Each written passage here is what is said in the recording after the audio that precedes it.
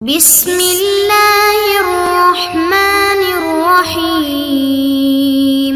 السلام علیکم معزز طلباء کرام، آپ سب کیسے ہیں؟ آج ہم نور الانوار کے سبق نمبر 356 کو پڑھیں گے۔ آج کے ہمارے سبق کا عنوان ہے الہ کا امتداد حکم کے لیے ہونا۔ آج کے سبق میں ایک تو ہم جو سابقہ ہم نے گفتگو کی تھی گزشتہ سبق میں، اس پر ایک اعتراض مختصر سا، اس کا جواب دینے کے بعد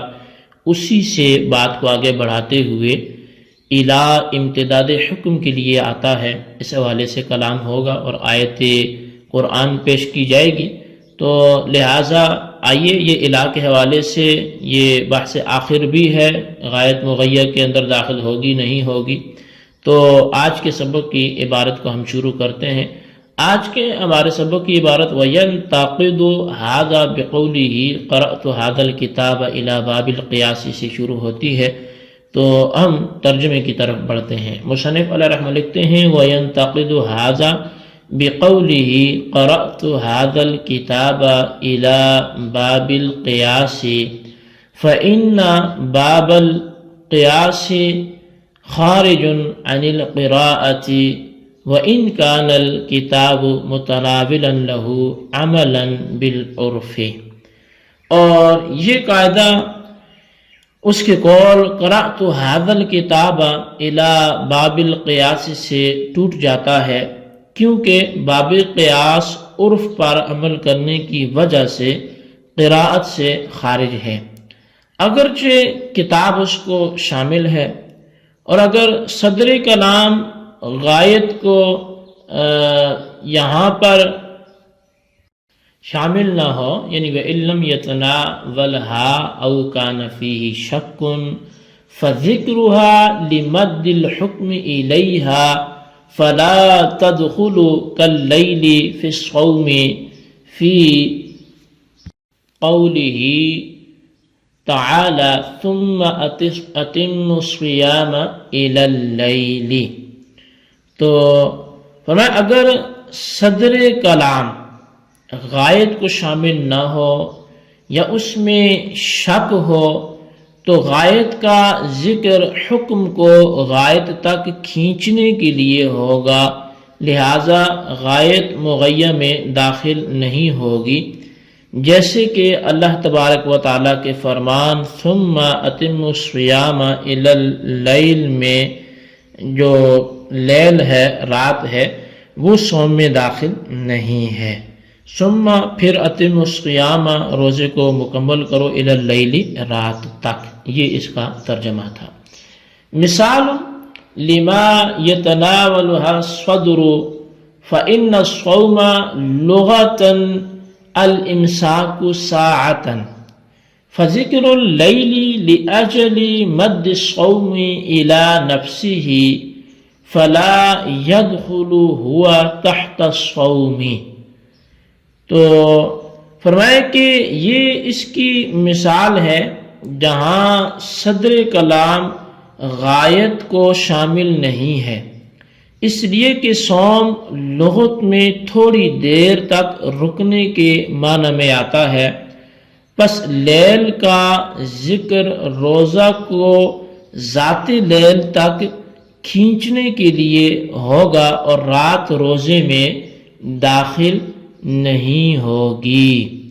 ومثال ما فیہ الشک مثل الآجال فی الایمان کما اذا حلف لا يكلم إلى رجب فإن في دخول رجب فيما قبله شكا فلا يدخل في ظاہر الروایت عنہ۔ اور اس کی مثال کہ جس میں شک ہے، قسموں میں اوقات ہیں، جیسے جب کسی نے قسم کھائی کہ وہ جب تک کلام نہ کرے گا رجب کے کیونکہ رجب کے اپنے ماقبل میں، یعنی اس نے بولا کہ وہ رجب تک کلام نہیں کرے گا، اس نے قسم کھائی کہ وہ رجب تک کلام نہیں کرے گا کیونکہ رجب کے اپنے ماقبل میں داخل ہونے میں شک ہے۔ اب یہ چونکہ رجب غایت ہوئی تو غایت مغیہ میں داخل ہوگی یا نہیں ہوگی، تو لہٰذا ظاہر روایہ میں جو امام اعظم سے منقول ہے وہ یہ ہے کہ رجب اپنے ماقبل میں داخل نہیں ہوگا، وہو قولہما، اور یہی قول صاحبین کا ہے۔ اور وفی روایت الحسن عنہ انہ یدخل، اور جو امام حسن کی روایت ہے امام اعظم کے حوالے سے تو وہ یہ ہے کہ رجب ماقبل میں داخل ہو جائے گا، لأن اول الکلام کان للتعبید فلا تخرج الغایۃ عما قبلها وتسمى هذه غایۃ الامتداد لأن الغایۃ مدت الحکم الى نفسها وبقیت بنفسها خارجۃ عنها۔ تو فرمایا کیونکہ صدر کلام جو ہے وہ تعبید کے لیے ہے، لہذا غایت اپنے ماقبل سے خارج نہیں ہوگی، اور اس غایت کا نام غایت امتداد ہے، کیونکہ غایت نے حکم کو اپنی ذات تک کھینچ لیا ہے اور خود حکم سے خارج ہو کر باقی رہ گئی ہے۔ جی طلبہ کرام، یہ تھی ہمارے آج کے سبق کی عبارت اور اس کا ترجمہ۔ آئیے اب آج کے سبق کی جو وضاحت ہے ہم اس کی طرف بڑھتے ہیں۔ مصنف علیہ رحمہ لکھتے ہیں وَيَنْتَقِدُ هَذَا سے ایک اعتراض کا جواب جو ہے وہ دینا مقصود ہے۔ اعتراض یہ ہے کہ آپ نے فرمایا اگر صدر کلام، یعنی گزشتہ سبق میں جو ہم نے کلام کیا، صدر کلام غایت کو شامل ہو تو غایت مغیہ کے حکم میں داخل ہوتی ہے، لیکن اگر کسی نے قرأت هذا الکتاب الی باب القیاس کہا کہ میں نے اس کتاب کو باب القیاس تک پڑھا، تو باب قیاس قراءت سے خارج ہوتا ہے۔ مقصد یہ ہوتا ہے کہ قراءت میں باب قیاس داخل نہیں ہے، اس سے پہلے پڑھا، حالانکہ صدر کلام یعنی هذا الکتاب جو ہے وہ غایت یعنی باب القیاس کو بھی شامل ہے، اور یہ شامل ہونا اس بات کا تقاضا کرتا ہے کہ غایت یعنی باب القیاس قراءت میں داخل ہو۔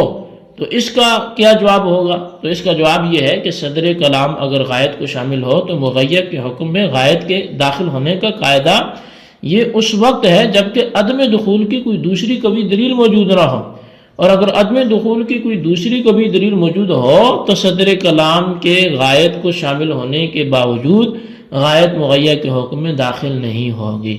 بس یہاں قرأت هذا الکتاب الی باب القیاس میں صدر کلام اگرچہ غایت کو شامل ہے، لیکن عرف جو قوی دلیل ہے وہ اس بات پر دلالت کرتا ہے کہ باب القیاس قرأت کے حکم میں داخل نہیں ہے، تو حاصل یہ کہ عرف کی وجہ سے غایت یعنی باب القیاس قرأت کے حکم میں داخل نہیں ہو سکا۔ اس جواب کے بعد ہمارے بیان کردہ قاعدے پر کوئی اعتراض واقع نہیں ہوگا۔ اور اگر صدر کلام غایت کو شامل نہ ہو یا صدر کلام کے غایت کو شامل ہونے میں کوئی شبہ ہو تو ان دونوں صورتوں میں غایت کو اس لیے ذکر کیا جاتا ہے تاکہ حکم کو کھینچ کر غایت تک لایا جا سکے، یعنی غایت کے ماقبل کا حکم خود تو غایت تک پہنچ جائے گا لیکن غایت اس حکم میں داخل نہیں ہوگی، جیسے اتم الصیام الی اللیل میں اس مقام کی مثال ہے، یہ جہاں صدر کلام غایت کو شامل نہیں ہوتا، کیونکہ صوم کے لغوی جو معنی تھے مطلق وہ رکنے کے ہیں، امساک کے ہیں، خواہ یہ رکنا تھوڑی دیر کے لیے ہو، لہٰذا صوم یعنی صدر کلام جو ہے یہ لیل یعنی غایت کو شامل نہیں ہوگا۔ اس کی تائید جو ہے اس سے بھی ہوتی ہے کہ اگر کسی نے قسم کھائی کہ میں روزہ نہیں رکھوں گا، پھر روزے کی نیت کر لی اور تھوڑی دیر روزہ رکھ کر اس نے افطار کر لیا تو حانس ہو جائے گا، کیونکہ شرط یعنی مطلق امساک پایا گیا۔ بس اس آیت میں لیل کا ذکر روزے کی رات تک کھینچنے کے لیے ہے، یعنی یہ بتلانے کے لیے ہے کہ روزہ رات شروع ہونے تک رہے گا، لیکن صوم کے لیل کو شامل نہ ہونے کی وجہ سے لیل خود روزے میں داخل نہیں ہوگی۔ تو شارح کہتے ہیں کہ صدر کلام کے غایت کو شامل ہونے میں شبہ